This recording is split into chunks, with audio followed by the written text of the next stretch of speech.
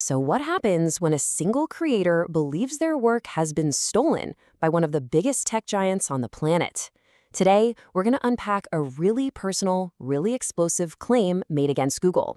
This is a story all about alleged intellectual property theft, a fight for credit, and a deep, deep sense of betrayal, all told from one person's perspective.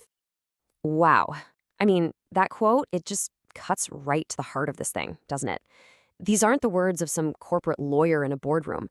They come from the individual right at the center of this claim, and they just lay bare the raw personal stakes involved here. All right, so let's break it down. What's the core conflict here? Well, it's one creator's incredible allegation that Google took his work and used it without his permission and without giving him a shred of credit. So, at the very heart of this story is one man, M. Tanvir Arsalan. His claim is absolutely massive.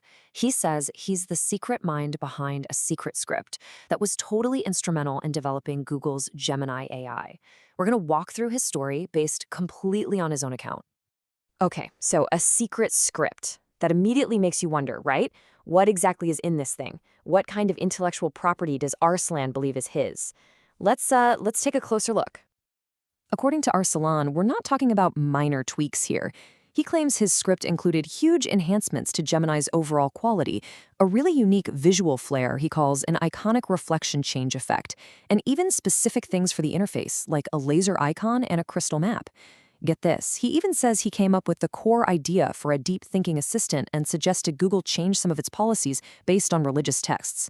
I mean, these are some seriously big claims. 72. This number right here, it really says everything about the dedication Arsalan claims he put into this. 72. That's how many hours he says he worked, completely nonstop, just to create this script. It paints a picture of just pure, focused passion. Okay, so if he really poured that much of himself into this script, how in the world does he claim it was stolen? Well, the allegations describe what sounds like a pretty sophisticated, multi-pronged digital heist. Arsalan alleges a three-part attack. First up, direct access, the idea that someone literally went into his phone and his Gmail.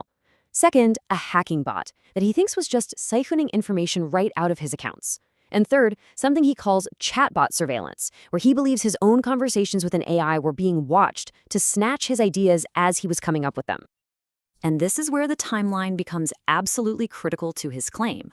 He alleges that he handed over the script on November 17th and 18th. And then, almost overnight, between the 18th and the 24th, he says he saw his exact work showing up in Google's public updates. The sheer speed of it all is a really key part of his story. And this is where the story just gets incredibly personal. It's not just about a script that was allegedly stolen. It's about that crushing feeling of injustice, of seeing your work, your passion, supposedly being celebrated, but in someone else's hands. Just look at this. This slide lays out the two completely different realities at the heart of his claim. On one side, you have Arsalan, the alleged creator. On the other, you have the people he claims got the credit, the fame, and the money for his work. Specifically, he mentions an Indian woman or a Bangladeshi admin. The contrast is just stark. You know, to really understand how he feels about all this, the sense of being completely sidelined, he uses this really powerful metaphor, and it's key to understanding his sense of injustice. He sees his work as the wheel of a car. Think about it. You can have the engine, the body, the whole shebang, but without his wheel, that car isn't going anywhere. He feels like he provided that one essential foundational piece, only to be left on the side of the road while someone else drove off with his creation, taking all the glory. So when you boil it all down, what you've got is a classic David and Goliath story, but for our digital age, right? It's one person's word against the silence of a global tech giant, and it raises some pretty profound questions about what it even means to create something in our modern world.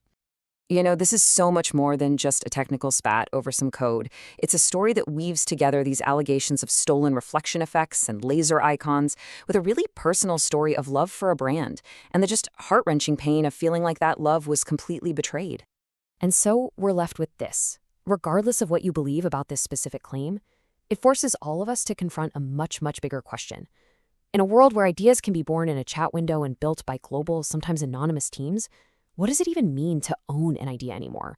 It's a question that we're all going to have to answer, probably sooner rather than later.